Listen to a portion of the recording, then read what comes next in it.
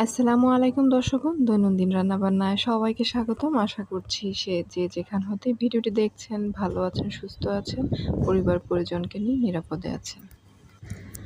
দর্শকগণ, হরহামেশাই তো রান্নার recipe share করি আর মাঝে মধ্যে ২-৪টা ব্লগ শেয়ার করি। তবে আজকে একটি নতুন ব্লগ নিয়ে এসেছি, যেটা কিনা আগের পুরনো ব্লগগুলো থেকে একটু ভিন্ন আঙ্গিক তৈরি করেছি। আশা করছি শুরু হতে শেষ অবধি পর্যন্ত আপনাদের সবাইকে পাবো। ভিডিওটি দেখতে দেখতে আমার আজকের ভিডিওর কোনো একটি অংশ যদি আপনাদের ভালো লেগে থাকে, তাহলে অবশ্যই অনুরোধ করব চ্যানেলটি সাবস্ক্রাইব করবেন, ভিডিওটিতে লাইক, কমেন্ট, শেয়ার করবেন এবং পরবর্তী ভিডিও পাওয়ার জন্য নোটিফিকেশন বাটনে ক্লিক করে রাখবেন। গতানুগতিক আমরা দৈনন্দিন জীবনের একটা নির্দিষ্ট সময়ের বিভিন্ন অ্যাক্টিভিটি নিয়ে আমরা ব্লগ শেয়ার করি। তবে আজ এমন একটি ব্লগ শেয়ার করব যেটা কিনা অনেক সময় ধরে ভিডিওগুলো করেছি, তারপর এগুলোকে জোড়া লাগিয়ে লাগিয়ে আপনাদের সাথে শেয়ার করছি। যারা আমার ভিডিও দেখেন, ব্লগ দেখেন, তারা জানেন আমার ছোট্ট একটি ছাদ বাগান আছে। খুবই সাধারণ, এটা অনেকের কাছে কিছুই না, তবে আমার কাছে অনেক কিছুই। আমার সাথে সাথে আমার পরিবারের অন্যান্য সদস্যদেরও এই সময়টা হচ্ছে খুব সুন্দরভাবে একটা সময় কাটানোর উপায়।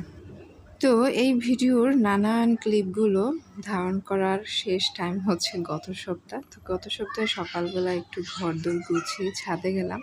তবে এই যে গাছগুলো দেখছেন, প্রথম দিকের কিছু গাছ আমি বলে দেবো কতটুকু পর্যন্ত এগুলো আগের। এগুলো ছাদ বাগান একদম শুরু করার দিকে, প্রায় আরও ৭-৮ মাস আগে এখানে কিছু বেগুন গাছ লাগিয়েছি, ফুল গাছ লাগিয়েছি, নানান রকমের জিনিস লাগিয়েছি। আর একটা ছোট লেবু গাছের চারা এনেছিলাম। এভাবে শুরু করেছিলাম। এরপর এই দৃশ্যটা হচ্ছে শীতের একদম তীব্র অবস্থায়, যখন একদম শীত ভালোভাবে পড়ছিল ডিসেম্বর জানুয়ারিতে।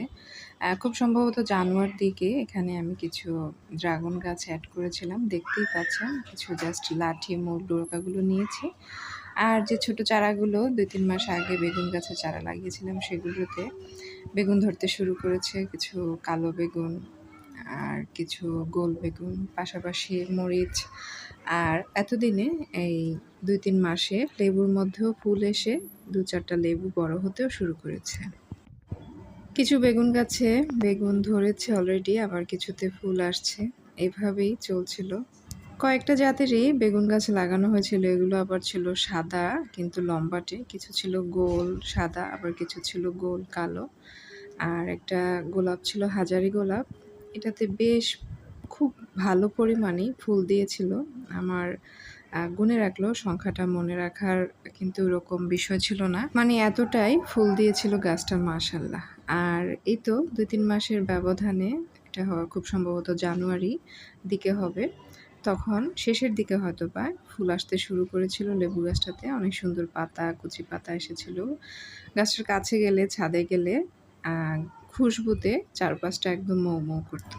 গাছটা যখন এনেছিলাম তখন খুব একটা উন্নতি হয়নি। আমরা ভেবেছিলাম বোধহয় গাছটা থেকে কোনো ফল পাওয়া যাবে না। তবে মাশাআল্লাহ ফুল করে এখন আমার হাতেও কিন্তু দেখতে পাবেন কিছুদিন পর আমি লেবু নিয়েছি।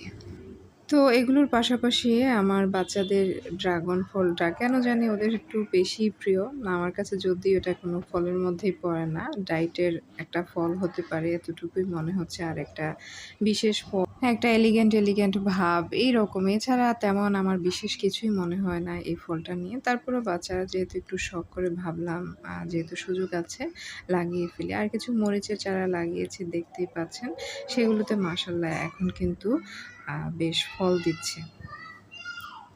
আর এই যে আরও কিছুদিন পর গোলাপ ফুল গাছটাতে আরও ফুল এসেছে, পাশাপাশি আরও কিছু কলি আসতে শুরু করেছে।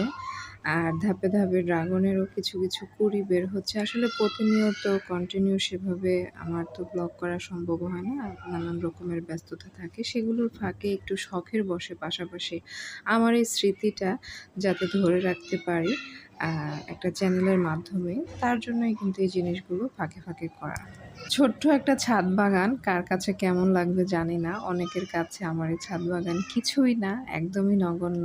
কারণ অনেকের অনেক রকমের কালেকশন থাকে, অনেক রকমের জিনিস থাকে, অনেক দেখানোর জিনিস থাকে। আমার এই সাদামাটা ছাদ বাগানটা আপনাদের কেমন লাগছে কমেন্ট বক্সে আশা করি জানাবেন। শীতের শেষ দিকে কিছু পুদিনা গাছও লাগিয়েছিলাম আর কিছু এখানে ধনেপাতা গাছ ছিল। সেই গাছগুলো এখন বর্ষার সময়ে একটু ভরে উঠেছে। আর এই পুদিনা গাছটা মার্চের দিকে খুব সম্ভবত এটা খুব ভালোভাবেই নাদুস-নুদুস হয়ে উঠেছে। আমার পুদিনা গাছের ১ম যাত্রা এটাই করলাম, এভাবেই করলাম। সেটা হয়তোবা কোনো একটা বোরহানি বা রায়তা করার জন্যই নিয়েছিলাম। আপনারা আমার ভিডিওতে যারা দেখে থাকেন তারা বুঝবেন। আর এই যে লেবুর যে আ ফুলগুলো ছিল সেগুলোতে ১ মাসের ব্যবধানে খুব সুন্দর ছোট, ছোট বেবি লেবু, বেবি লেমন তৈরি হয়েছে। আল্লাহর রহমতে আমরা এখন পর্যন্ত অনেকগুলো লেবুই খেতে পেরেছি। দিনের সাথে, সাথে এই যে দেখুন লেবু গাছের লেবুটা আরও কিছুদিন পর ধারণ করেছিলাম। এতদিনে মোটামুটি আমার ২-১ টা লেবু ম্যাচিউরড হতে শুরু করেছে। এটা খুব সম্ভবত এপ্রিলের দিকে হবে। তখনই আমি ১ম লেবুটা যাত্রা করেছিলাম। আর দেখতেই পাচ্ছেন ড্রাগন গাছগুলো কিছুটা বড় হয়েছে। তো এভাবে ২-৪ টা লেবু ছিঁড়লাম, যাত্রা করলাম। আর এই লেবুটা ওইদিন ভাতের সাথে খাওয়া হয়নি। ওইদিন সবাই মিলে লেবু পানি খেয়েছিলাম। আর এখানে কিছু পুঁইশাক তো সবসময় আপনারা দেখেন, যারা দেখেন বুঝতে পারবেন। আমি কিন্তু পুঁইশাক, কলমি শাকগুলো বাজার থেকে খুবই কম কিনি। আমার এরকম ২-৪ টা টব আছে। এই টবের মধ্যে আমি প্রায় ১ থেকে ১.৫ সপ্তাহ পর, পর পুঁইশাক, কলমি শাক তুলতে পারি। আর এই যে এইদিকে দেখেন আমার ড্রাগন গাছগুলো এই ২ মাসে ৩ মাসে মাশাআল্লাহ অনেকটা বড় হয়েছে। তবে আমরা ১ম এ বুঝতে পারিনি ড্রাগন গাছগুলোর যে প্রতিনিয়ত শাখা-প্রশাখা বের হয়, আমরা জাস্ট মায়ায় পড়ে এগুলোকে আর আ সা এভাবে সংকুচিত করে রাখতে পারিনি। তাদের ইচ্ছে মতোই তাদেরকে বর্ধিত হতে আ দিয়েছি। তবে এই যে ১ম যখন দেখলাম ছোট্ট একটা ফুলের কলি এসেছে, তখন বুঝতে পারলাম যে আসলে আমাদের এখানে ফলনটা কম হচ্ছে যেহেতু আমরা ডালের শাখাগুলোকে খুব বেশি পরিমাণে বেড়ে উঠতে সাহায্য করছি। তাই পরে একটু কারো থেকে পরামর্শ নিয়ে ডালগুলো একটু ছেঁটে দিয়েছিলাম। আর যতটুকু বেড়েছিল এই পর্যন্তই রেখেছিলাম। আর কিন্তু বাড়তে দিইনি। আর মাশাআল্লাহ এরপর থেকে আমরা নিজের গাছের টবের গাছে ড্রাগন ফলটা পাই। এই যে মাশাআল্লাহ আমি কোনো এক সময় ড্রাগন ফুলটা কীভাবে ফুটে সেই ভিডিওটা করে রেখেছিলাম। এখানে ভালোভাবে দেখাতে পারিনি। এই যে এরকম ফুল বের হয়ে এরকম হয়, তারপর সেটা ফুটে, তারপর আস্তে, আস্তে বড় হয়। বড় হওয়ার পর ফুলটা পড়ে যায়। তারপর এটা মোটামুটি ভালোভাবে বড় হয়ে তারপর একটা সুন্দর কালার আসে।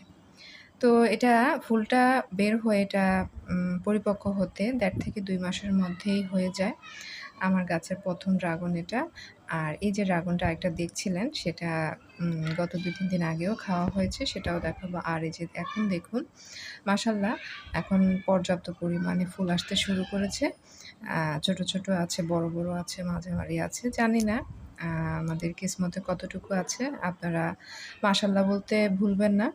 গাছগুলোর জন্য আপনাদের শুভকামনা রাখবেন। আপনারাও অনুপ্রাণিত হবেন এভাবে খুব অল্প খরচেই কিন্তু এভাবে ড্রাগন গাছ দেওয়া যায়। তবে আমার ওইরকম আ জায়গা না থাকাতে আমি এগুলোকে আর সেভাবে মাচার মধ্যে উঠাতে পারিনি। আসলে মাচা দিলে কিন্তু অনেক বেশি ভালো হতো। যাই হোক এটা হচ্ছে আমার গাছের ১ম ড্রাগন। এটা একটু ছোট হয়েছে। তবে পরবর্তীটা মাশাআল্লাহ আ একদম বাজারের সাইজ হয়েছে। তবে এখন গত ৩-৪ দিন যে পরিমাণে তুমুল বৃষ্টি হলো, এটা বৃষ্টির আগের ভিডিও। এই ফুলগুলো ফুটেছে। ফুটে এখন ঝুলে আছে। তবে মাটিটা এত বেশি ভিজে আছে, রোদ না পেয়ে জানি না এই ফুলগুলো টিকবে কিনা বা ছোট, ছোট যে নতুন কুঁড়িগুলো আসছে, এই কুঁড়িগুলো টিকবে কিনা। আপনারা আমার গাছের জন্য আপনাদের পরামর্শ যদি থাকে দিতে পারেন। আর এখানে কিছু কলমি শাক ছিল, গত ২-৩ দিন আগে কেটেছিলাম। আর তারপর যেদিন লাস্ট ভিডিও করছিলাম ওইদিন কিছু বেগুন দেখলাম, ছোট, ছোট বেবি বেগুন আসছিল। আর ২-১ টা বড় বেগুন ছিল, সেগুলো ছিঁড়ে নিলাম। আর গাছে কিছু পুঁইশাক হয়েছিল, সেই পুঁইশাকগুলো ছিঁড়বো। সেই পুঁইশাকগুলো দিয়ে আজকে একটা তরকারি রান্না করব। আমাদের অল্প মানুষের সংসারে এই শাকের জোগানটা আমি টব থেকেই কিন্তু পেয়ে থাকি। মাশাআল্লাহ এই গাছের বেগুনগুলো ছোট, ছোট বেবি বেগুনগুলো দেখতে এত কিউট লাগছে। জানি না এগুলো বড় হলে দেখতে কেমন হবে। আশা করি সুন্দরই হবে। আর এখানে আরো কিছু মরিচ গাছ লাগিয়েছি। এগুলো দেখতে অনেকটা পাতাটা দেখে ভেবেছিলাম যে না যেন বোম্বাই মরিচ দিয়ে দিয়েছিল। বোম্বাই মরিচটা একটু এভয়েড করি। ঝালে যেহেতু অ্যালার্জি আছে। তবে দেখলাম আ ফল আসার পর এগুলো জাস্ট ছোট, ছোট মরিচ যেমনটা চেয়েছিলাম তেমনটাই। এই মুহূর্তে তেমন একটা ফুল গাছ নেই বললেই চলে। জাস্ট এই ফুলটা আছে। আর এখানে অনেকদিন হলো শাকটা খাওয়া হয়নি। মাশাআল্লাহ খুব সুন্দরভাবে এটা লতা হয়েছে। লতা হয়ে আগাগুলো চিকন হয়ে যেতে লাগছিল। আর এখানে আরো কিছু বেগুন গাছ ছিল। সেগুলোতে একটু পাতার সমস্যা হওয়াতে কুঁকড়ে গিয়েছিল। তা একদম ছেঁটে দিয়েছি। আর এখানে এই গাছটা কি গাছ জানি না। এটা কি পত্তলিকা হলুদটা নাকি আমাদের দেশে একটা আলু খেতে শাক হয়, সেই শাকটা আমি এখনো শিওর না। ২-১ টা ফুল ফুটলে বুঝতে পারবো। তবে আমার মা বলেছিল এটা নাকি সেই আলু ক্ষেতের শাক, এটা পর্তুলিকা ফুল না। তো যাই হোক দেখব কি হয়। আর এদিকে শাকগুলো এভাবে কেটে নিলাম। ২-৪ টা বেগুন ছিল, বেগুনগুলো ছিঁড়ে নিলাম। ব্যাস এভাবেই আমি একদম কেটে-কুটে দেই। হেয়ার কাটের মতো কাট করে দেই। তাহলে আলো বাতাস ঢুকবে। আর ছোট, ছোট ২-৪ টা যে কুঁড়ি রেখে দেই এগুলো কিন্তু ৮-১০ দিনের মধ্যে অনেকটাই বড় হয়ে যাবে। আর এখানে আমার একটা পুঁই শাক বোধহয় অতিবৃষ্টির কারণে বা পানির কারণে একটু পচে গিয়েছিল। তো সেটাকে একটু ভেঙে আলাদা করে রুইয়ে দিয়েছি। দেখি কি অবস্থা হয়, টিকে কিনা। বাস এই যে দেখুন আমার বলতে গেলে প্রায় ঠাসা না হোক মিডিয়াম ঠাসা এক ঝুড়ি শাক হয়েছে, ডোকা হয়েছে। এগুলো দিয়ে আজকে দুপুরের জন্য রান্নাটা কিন্তু হয়ে যাবে একটা তরকারির। তো এই শাকগুলো দিয়ে কুটে নিয়েছিলাম আর ছোট্ট একটা আলু দিয়েছিলাম। আর এর সাথে ১ মুঠো ছোট যে চিংড়িগুলো আছে, তরকারি চিংড়িটা সেটা দিয়েছিলাম। চিংড়িগুলো আমাদের পদ্মার, মেঘনার ওই দিকের চিংড়িগুলো। তো আমার কাছে কিন্তু চিংড়ি দিয়ে এই মাছের চচ্চড়িটা, চিংড়ি মাছ দিয়ে পুঁই শাকের চচ্চড়িটা খুবই ভালো লাগে। আপনাদের কাছে কেমন লাগে চাইলে জানাতে পারেন। আর পাশাপাশি আরেকটা মেনু করেছিলাম, ডাঁটা আলু দিয়ে রুই মাছের ঝোল করেছিলাম। তো এই ছিল আজকের দুপুরের আয়োজন। আর এদিকে শাকটাও হয়ে গিয়েছে। গরম ভাতের সাথে কিন্তু এই শাকটা খুবই ভালো লাগে। তবে সেদিন আমি শাকটা দিয়ে ভাত খেয়েছিলাম। বলতে গেলে দুপুরের ভাতটা খাওয়ার সময় আর মাছের তরকারিটা নেওয়াই হয়নি। এতটা বেশি টেস্ট লেগেছে। জানি না নিজের গাছের দেখেই কিনা নাকি। আর এদিকে যে দ্বিতীয় যে ড্রাগনটা হয়েছিল এটা দেখেন মাশাআল্লাহ আমি দেখিয়ে দিচ্ছি কতটুকু হয়েছে। আমার হাতে প্রায় ১ ইঞ্চি পরিমাণ বাকি আছে। প্রায় আমার একটা হাতের সমান হয়েছে। তো দর্শকগণ আজকে এ পর্যন্তই। সবাই যে যেখানে আছেন ভালো থাকুন, নিরাপদে থাকুন। আর আমার পরবর্তী ভিডিও পাওয়ার জন্য নোটিফিকেশন বাটনটি ক্লিক করে রাখবেন। সেই পর্যন্ত ভালো থাকুন। ধন্যবাদ।